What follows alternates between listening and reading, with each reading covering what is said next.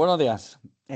Como esta semana que viene, el lunes, no podré asistir a la clase de manera presencial, os voy a dejar hoy el vídeo con la clase grabada y subida. Y bueno, como también os comenté la semana pasada que sobre los recursos didácticos de esta semana, os iba a poner las páginas sobre las que os tenéis que poner más atención o estudiar o preparar para el examen. Pues bueno, por un lado, en lo que es la plataforma, os lo he anotado aquí, quincena 10, recurso didáctico 1. Está más referido al tema de normativa, y eso ya dijimos que todo esto os serviría para hacer los test, pero que no lo tenéis que estudiar. Y de estos dos otros recursos didácticos, el 2 y el 3, sí que os pongo aquí el recurso didáctico 2. Desde qué página hasta qué página es lo interesante que estudiéis para el examen, ¿vale? Para resumirlo un poco. Y del recurso didáctico 3 sí que son 10 páginas, y de esto será todo, ¿vale? Entonces, vamos a ver los dos recursos didácticos que nos quedaban.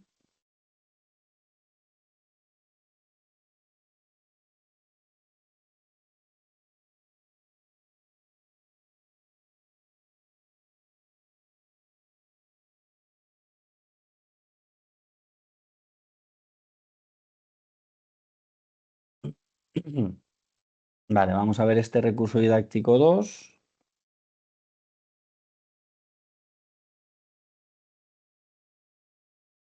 que era un manual de herramientas y trabajos básicos de manipulación de Daikin. Entonces aquí al inicio nos habla de herramientas que vamos a utilizar para hacer instalaciones de refrigeración o de climatización, ¿vale? Unos manómetros, abocarador, una pinza perimétrica, ¿vale? Producción. Y aquí, pues bueno, empieza diciéndonos tareas para realizar la instalación, pues primero abocardando, ¿vale? Que es una cosa que se hace para el tema de mecanizado, pero toda esta parte la dejaremos porque esto lo veremos prácticamente al final del curso. Antes de ir a las últimas prácticas, pues bueno, como haremos esta parte de mecanizado, soldadura y demás, pues esta parte la dejamos para el final. Entonces, para esta quincena, ya os digo, esto lo vamos a obviar, y os decía hasta la página 14 aproximadamente. Entonces también operaciones de curvado, todo esto para este trimestre nada. El tema de cableado, pues también, como será para la parte del mecanizado y esto, pues por aquí de momento nada. Cómo hacer bien las conexiones, vale. Y a partir de la página 15 ya nos dice cómo utilizar el colector con manómetros. ¿Vale? Esto se conoce también como puente de manómetros.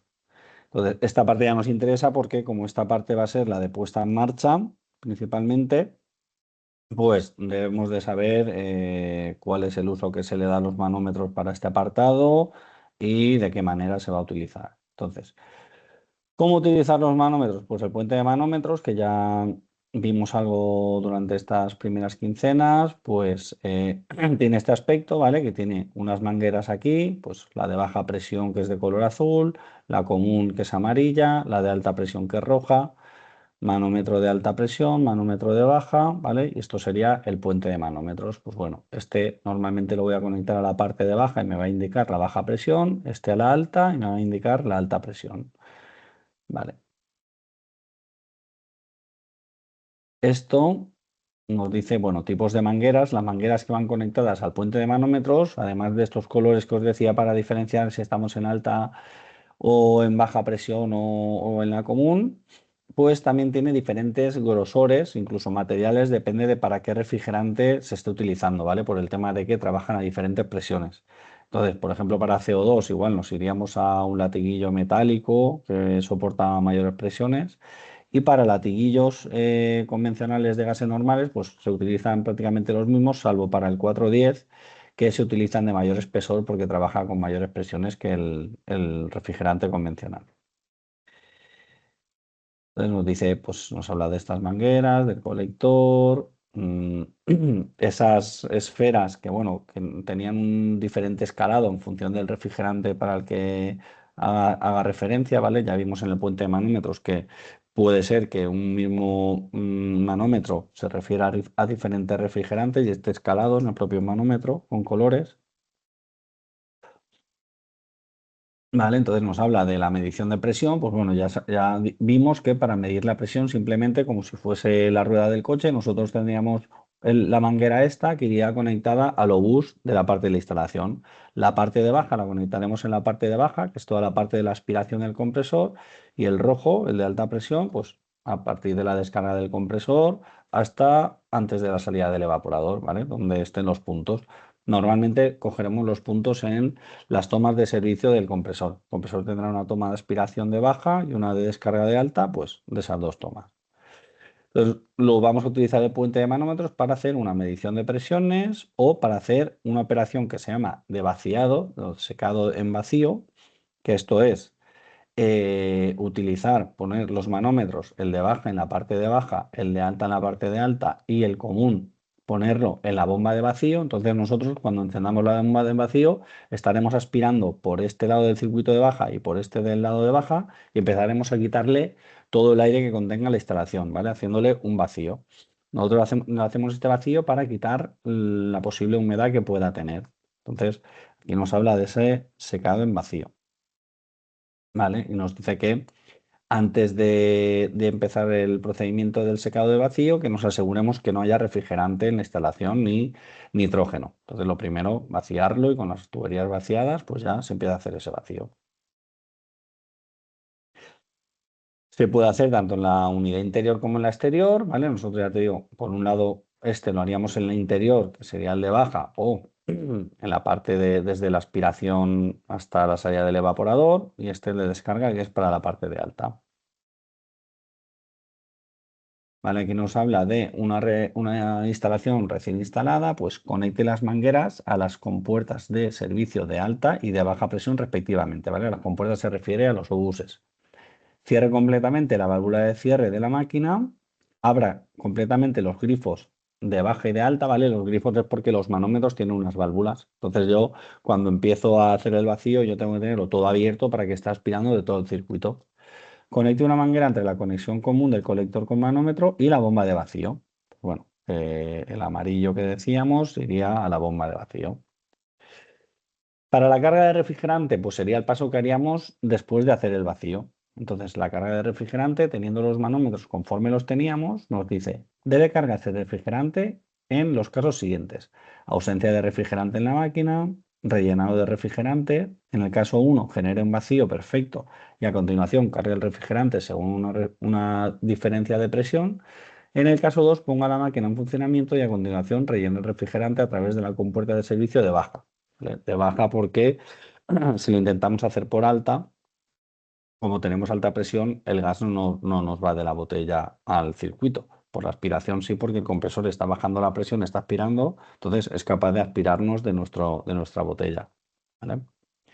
Esto de todas formas, cuando vengamos al taller, pues lo veremos in situ, haremos ejemplos de poner los manómetros, de estar con la botella de gas o con la bomba de vacío, con el nitrógeno y simularemos cómo haríamos estas operaciones, ¿vale? In situ. Vale. Nos habla de relleno de refrigerante. Pues bueno, si tenemos refrigerante, quizás no haga falta hacer el vacío, sino que simplemente vamos a añadir el refrigerante porque lo podemos haber perdido y simplemente acabar de ajustar la carga. Estos son unas valvulitas que van muy bien, que se utilizan porque tienen aquí esta pequeña volante con el que nosotros giramos a izquierda o a derecha y entonces lo que hacemos es este vástago lo bajamos o lo subimos en función de si giramos a derecha o a izquierda y conforme lo bajamos yo lo que hago es esto que lo tengo roscado al obús, puedo pinchar el obús o no pincharlo. Entonces, si yo lo tengo arriba del todo, esto lo rosco bien, de manera que se quede estanco, y yo lo cierro, evito hacerlo directamente con una manguera, que la manguera, conforme estoy roscándola, pincho y ya pierdo algo de gas. Con esta nos aseguramos de no perder nada de gas. Esta válvula la veremos también durante las prácticas. ¿Vale? Entonces esto iría al bus de la instalación y aquí conectaríamos nuestra manguera, ¿vale? Podríamos utilizar una para la parte de baja y otra para la parte de alta. Entonces aquí tenemos esa simulación de cómo conectaríamos el puente de manómetros a la instalación. Dice, conecte las válvulas de control en estado cerrado a las compuertas de servicio del equipo que se va a conectar, ¿vale? Nosotros tenemos que esto es el equipo al que lo vamos a conectar, pues tenemos el lado de la izquierda, que es el azul, que este de aquí, que sería a la parte de baja, pues la llave de servicio. Esto está simulando una unidad condensadora como las que podéis tener en vuestras casas, ¿vale? Que si os fijáis tenéis los dos tubitos que van hacia el evaporador, hacia la parte de dentro, pues aquí siempre hay unas válvulas de servicio con unas tomas de presión. Pues tenemos la toma de presión de alta, que sería el rojo, que iría aquí, y la toma de presión de baja, que va aquí. Y el del medio, pues en este caso bomba de vacío, porque vamos a hacer el vacío. Entonces nosotros lo conectaríamos todo, encenderíamos la bomba de vacío, que es un interruptor, que es una bombita que va aspirando, y entonces iríamos aspirando de la parte del circuito. Ahora, si tenemos que hacer la medición de presión, pues bueno, conectaríamos igual que estábamos antes conectados, ¿vale? Tendríamos estas valvulitas que hemos dicho que son las que vamos a utilizar para evitar perder gas. Estas serían las válvulas de servicio. Que estas válvulas de servicio tienen unas llavecitas Allen, que ya lo veremos en las prácticas, que se abren para comunicarnos con el circuito. Si no, podemos aislar la unidad exterior de la tubería, ¿vale? Cerrando una llavecita que hay aquí. ¿Vale? Aquí nos dice el secado en vacío mediante una purga. Bueno, que esto pues se podría hacer una purga de ese aire con nitrógeno o con el gas, pero vamos, nosotros siempre vamos a hacer una prueba de vacío al uso, ¿vale? Con la bomba de vacío y respetando los tiempos que nos dice la normativa en función de los kilogramos que tenga la instalación, ¿vale? Entonces aquí nos habla bueno, que condiciones que provocan la entrada de aire o humedad, pues bueno, haciendo operaciones de mantenimiento sin querer, pues podemos hacer que se nos quede aire en algún sitio. Entonces, por eso siempre la importancia de hacer este vaciado, ¿vale? Conforme lo representa aquí. Aquí está representado de otra manera.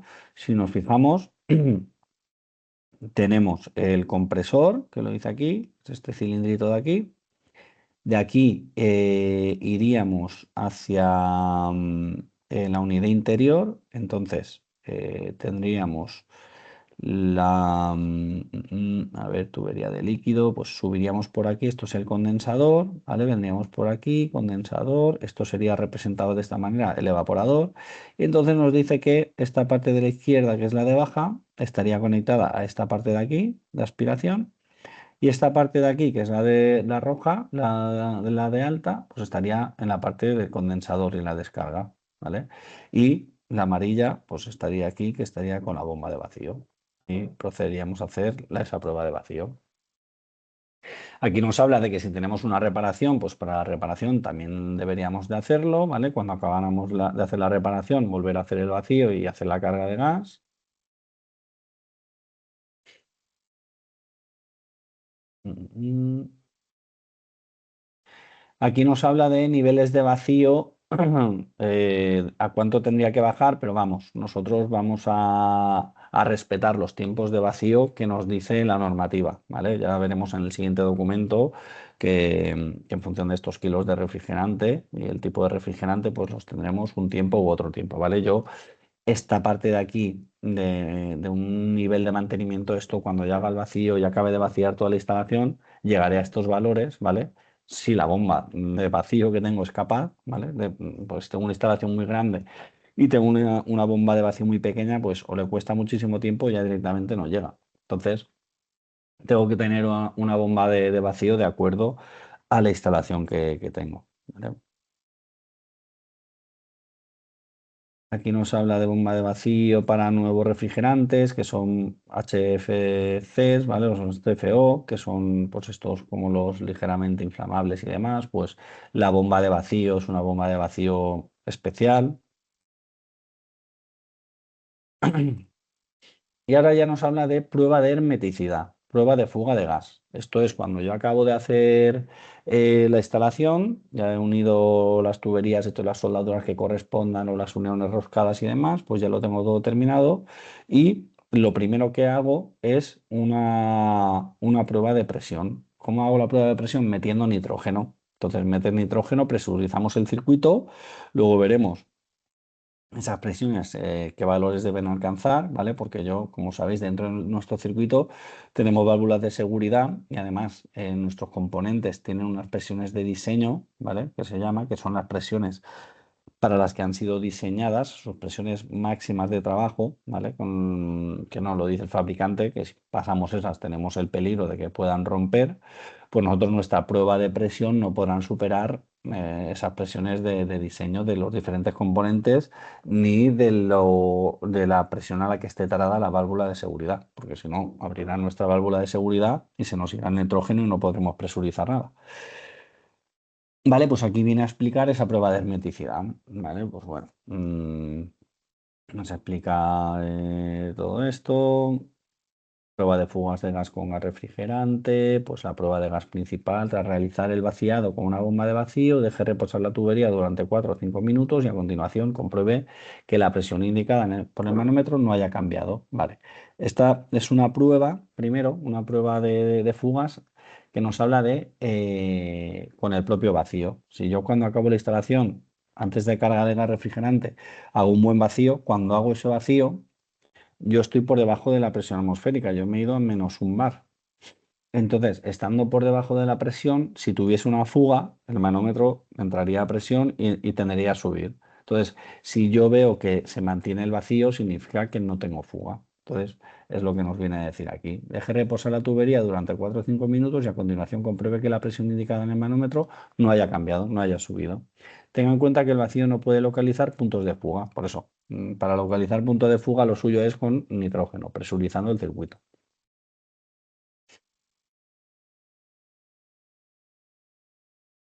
Prueba de fuga secundaria. Una vez realizada la nueva instalación o la reparación de las tuberías, realice el secado en vacío. O sea, un vacío, ¿vale? Abra la válvula de cierre de la unidad exterior, aplique presión con gas refrigerante utilizando el gas refrigerante de la unidad. Compruebe las secciones atornilladas, las juntas y las secciones soldadas respectivamente para ver si hay fugas utilizando un líquido formador de espuma, por ejemplo, Flex. Bueno, hay muchas formas de verlo.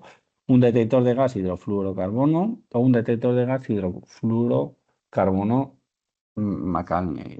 Pues bueno, hay diferentes formas de ver esto. Y ahora nos habla de la prueba, antes estaba diciéndonos la prueba de estanqueidad, fiándonos del vacío. Yo estoy por debajo de la presión atmosférica y veo que me aguante, que no me sube la presión, pues bueno, me puedo fiar. Pero luego dice con nitrógeno, ¿vale? Presurizando la instalación. Pues ahora en este caso voy a conectar los manómetros, pero voy a tener una bombona de nitrógeno, con lo que voy a poder presurizar a una presión que corresponda mi circuito, ¿vale? Y verificando la estanqueidad. Si hago la prueba de fuego solo en tuberías, existe un método para comprobar fugas que no en un sistema de tuberías complicado una vez finalizada cada obra. No obstante, este sistema supone un trabajo de comprobación complicado o retrasos con comprobaciones de fugas. Por consiguiente, realiza comprobaciones de fugas cada vez que termine de tender tubería en un solo sistema. Bueno, estas son recomendaciones que conforme vas haciendo. Sí, sobre todo no vuestro caso, porque vuestro caso va a ser un equipo compacto, donde no vas a tener grandes tiradas de tubería, pero cuando tienes una obra que tienes mucha tirada, pues es bueno cada X hacer comprobaciones por secciones y decir, vale, pues me aseguro, yo voy haciendo instalación, tengo estos 20 metros tirados, pues voy a cerrar y cerrar, lo presurizo y lo dejo 2 días mientras voy haciendo trabajo por otro lado. Pues ya te aseguras que esa zona, sobre todo zonas de acceso complicado y demás, pues conviene presurizarlas antes de acabar la instalación, que te cierren techos o cosas de este tipo y asegurarte que no tienes fuga, ¿vale? Herramientas que deben utilizar, pues lógicamente los manómetros, un accesorio para carga de nitrógeno, que esto ya veremos que es un manoreductor que nos ayuda a controlar la presión que tenemos porque las bombonas de nitrógeno pueden tener hasta 200 bares. Si yo meto 200 bares, pues sale todo por los aires, entonces tengo que tener un manorreductor que me va a controlar la presión de salida de esta botella, ¿vale? Cilindro de nitrógeno, las mangueras que hemos estado hablando y demás, ¿vale? Aquí nos dice el procedimiento, que este procedimiento es el que veremos también durante las prácticas, pero le dais una leidita y demás, ¿vale? Utilización de las válvulas de cierre, pues bueno, esto ya, las válvulas de cierre las podemos utilizar para seccionar lo que a nosotros nos interese y presurizando, lo que os hablaba de una instalación larga, pues con válvulas de corte yo podré ir seccionando la instalación. Procedimientos, tal, tal, tal. Y ahora nos habla de comprobaciones posibles que podemos hacer para instalaciones que tengamos fugas. Pues bueno, nos habla del grupo Flex este o de este líquido detector de gas, que son líquidos que se inyectan al circuito y nos identificarían si hay alguna fuga. Pues este con el líquido es un líquido formador de espuma que se consigue mezclando unas gotas de glicerina en una solución jabonosa adecuada. Si se utiliza un líquido formador de espuma disponible en el mercado, seleccione, ¿vale? Esto se suele hacer incluso con Fairy, pues en todas las soldaduras, uniones roscadas, obuses, algunos componentes se le echa. Y si no se hiciera burbuja, espuma, es que, pues bueno, como cuando comprobamos un pinchazo en una bicicleta, por ejemplo, ¿vale?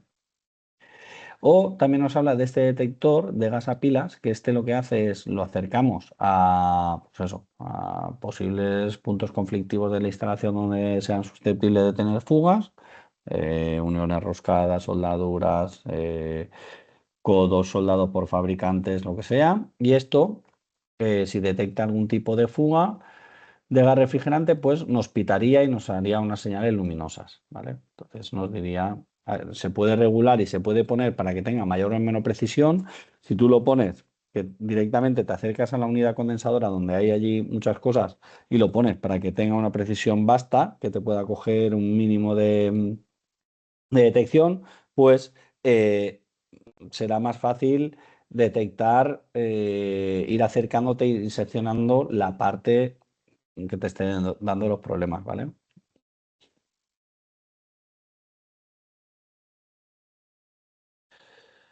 ¿Vale? Nos habla aquí de cómo utilizarlo, las pilas, tal, tal, tal.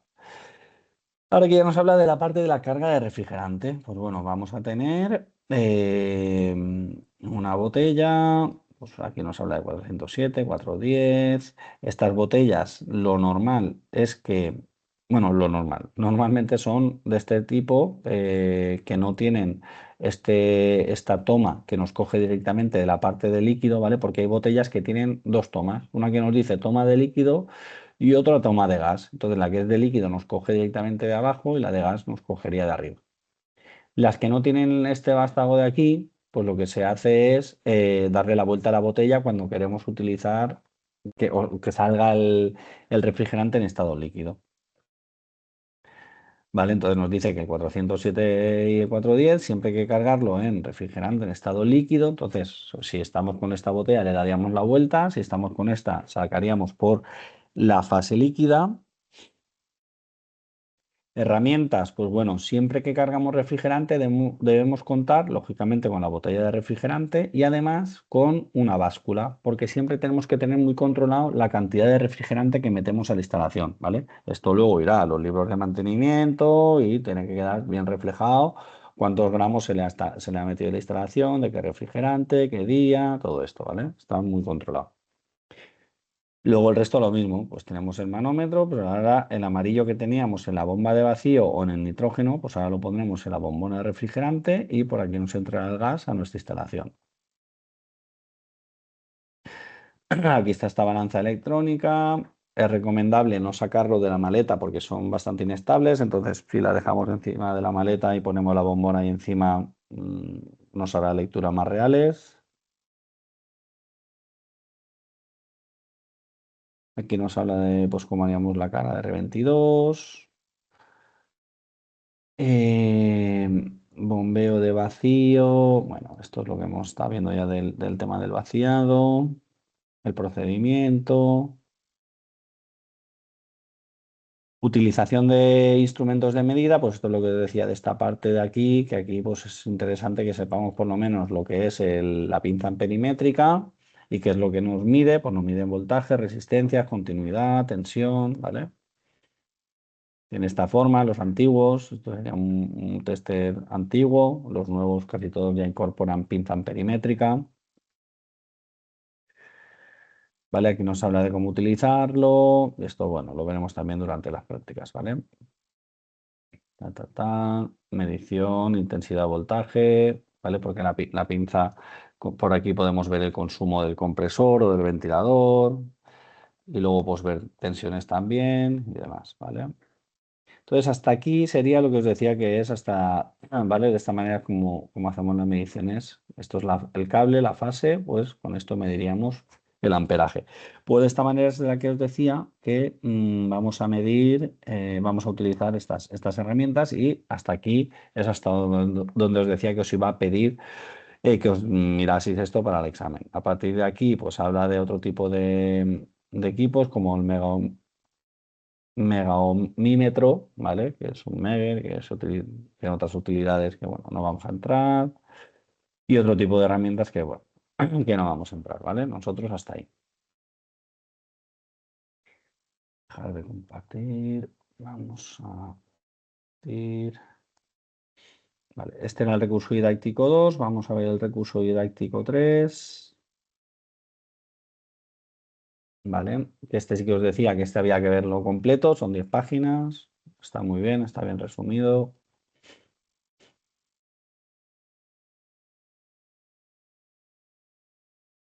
Vale, voy a asegurarme de que os lo comparto.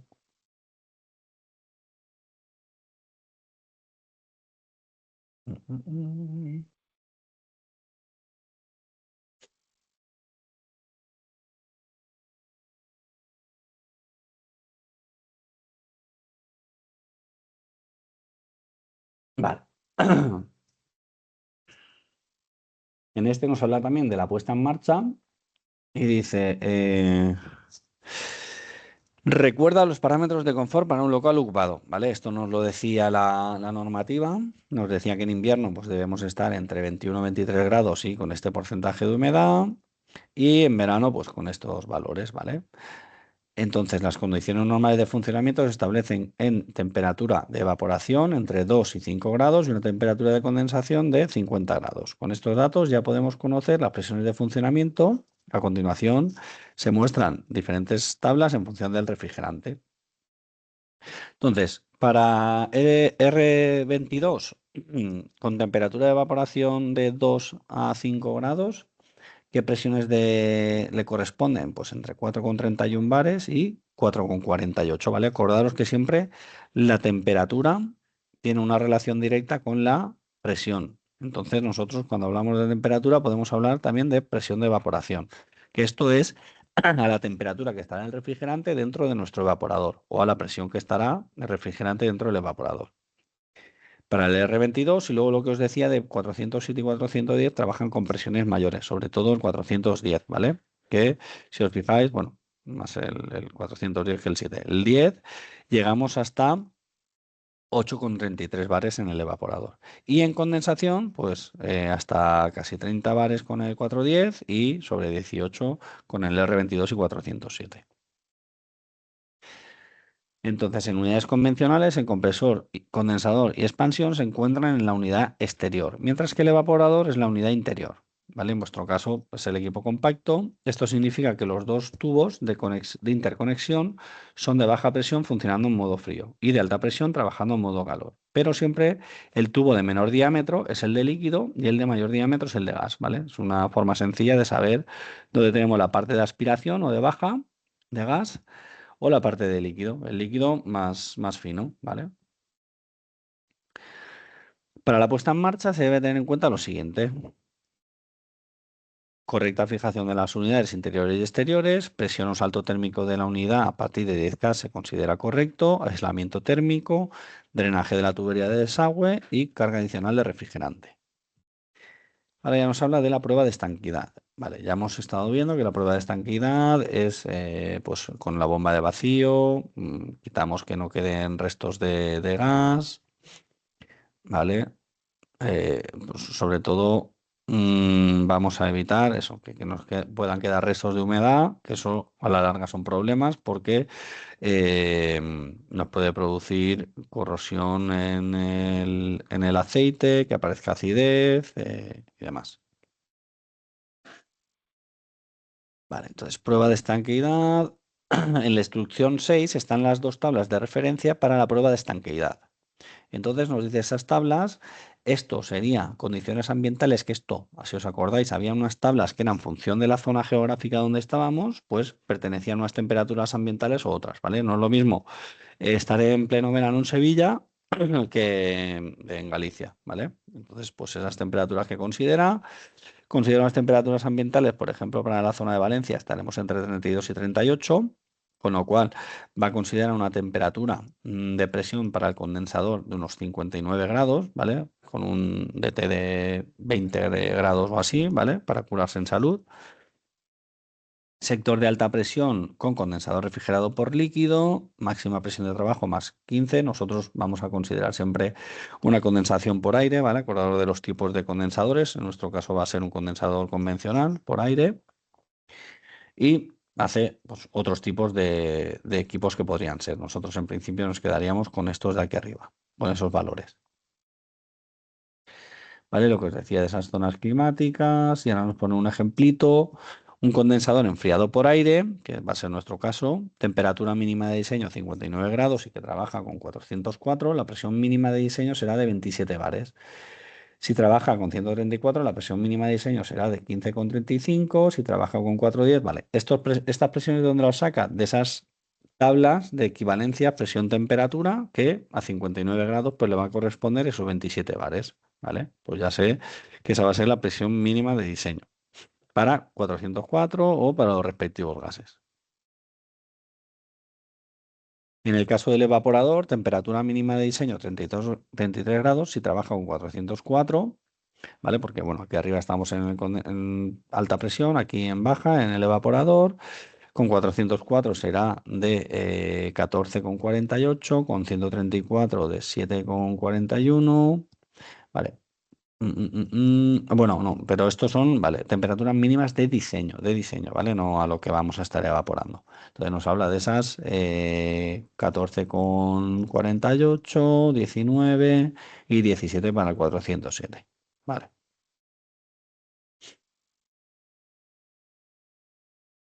En esta tabla 2 se ven las relaciones entre las diversas presiones y la máxima presión de diseño admisible, ¿vale? Que son la PS, que es la presión de diseño.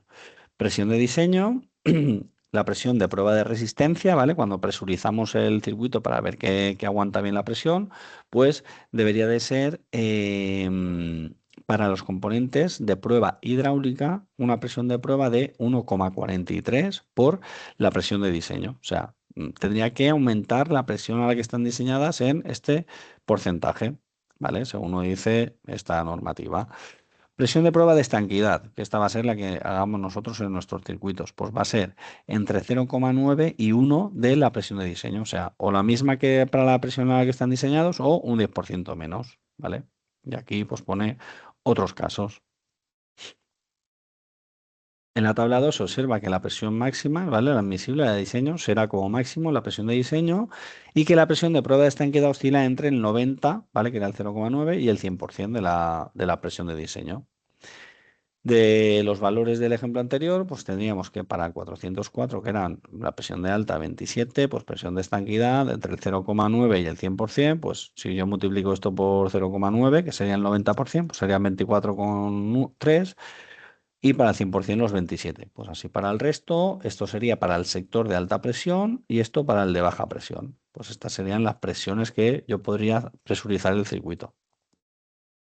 ¿Cómo lo presurizo? Pues esto sería el puente de manómetros. Este esquema de refrigeración ya lo hemos visto, ¿vale? Entonces tenemos nuestro puente de manómetros con la parte de alta presión y la parte de baja presión, ¿vale? La manguera azul, la roja y aquí el nitrógeno. Entonces presurizaríamos el circuito, pues la parte de baja, en función del gas con el que estemos trabajando, presión de baja, pues a estas presiones en función del refrigerante, y la roja, la de alta, pues a estas presiones en función del refrigerante. ¿Vale? Presurizaríamos. ¿Y ahora cuánto tiempo lo dejamos? Pues bueno, aquí nos habla de...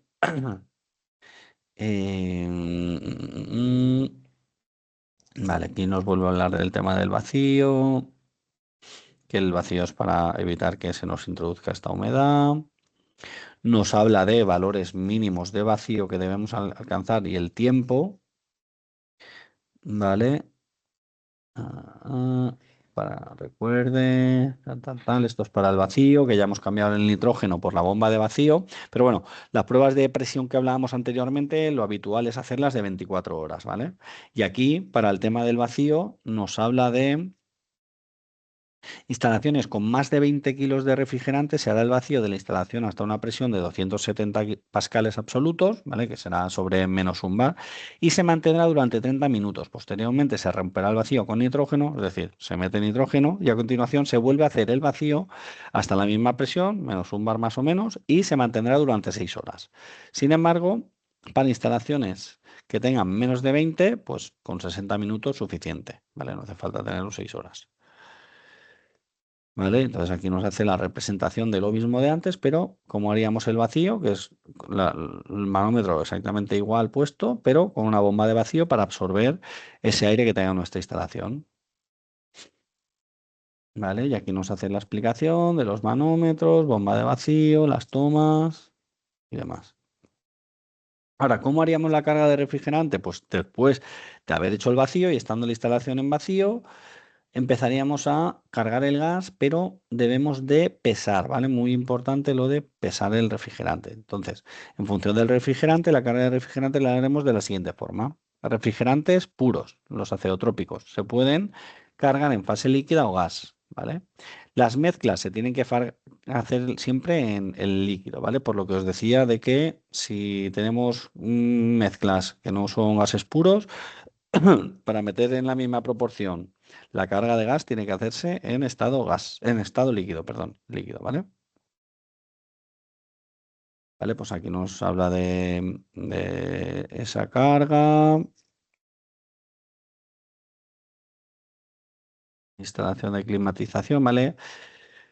En una instalación de frío vamos a hacer esa carga y vamos a saber que estamos bien de refrigerante según los valores de recalentamiento y subenfriamiento. Y en una instalación de climatización lo normal es que el equipo ya venga, como vuestro caso, que serán equipos ya testados y demás, entonces tendrán ya una carga. En los de climatización, por ejemplo, como los que puede haber en una vivienda, esta carga nos la da el fabricante y nos dice, vale, por tantos metros de tubería añade tantos gramos, ¿vale? En las instalaciones de climatización. Refrigeración, pues bueno, hay unas consideraciones que se pueden hacer para hacerte una estimación de carga, que sería considerar que el 80% del volumen del condensador es líquido, que el 20% del volumen del evaporador es líquido, contar el líquido que te cabe en la línea de líquido. Entonces, con eso y contando con el depósito de líquido que lo tengas a un 80%, pues puedes tener una carga estimada, ¿vale? Pero luego cuando hagas la carga real, pues veréis que difícilmente te coincida al 100%, ¿vale? Pero te sirve como carga estimada, ¿vale? Vale. Aquí pues ya tendríamos la botella de refrigerante encima de la báscula y haríamos esa carga de gas. Y por último nos habla de una recuperación de refrigerante, que sería si tenemos que hacer operaciones de mantenimiento y demás, pues tendríamos un equipo como este que nos permite recuperar el refrigerante si no nos cabe todo, porque normalmente para hacer operaciones de mantenimiento se suele almacenar en el recipiente de líquido. Todo el refrigerante, coges, lo llenas el recipiente líquido y cierras válvulas. Pero también existe este equipo, una recuperadora, que nos permitiría sacar el refrigerante de la instalación y meterlo dentro de una bombona de refrigerante. ¿Vale? Y lo haríamos de la misma manera. Conectaríamos las tomas en esta recuperadora y de ahí pues lo iríamos cargando dentro de la, del recipiente, ¿vale? De la botella. Y con eso estaría visto estos dos recursos didácticos que os comentaba y haciendo referencia a lo que os tenéis que estudiar. Como no voy a poder estar presencialmente, pues cuando le echéis el ojo al vídeo y a los recursos didácticos, si tenéis cualquier duda, cualquier cosa, pues me decís y sin problema, ¿vale? Y lo vemos. Muy bien, pues bueno, que tengáis buena semana y vamos hablando, ¿vale? Saludo.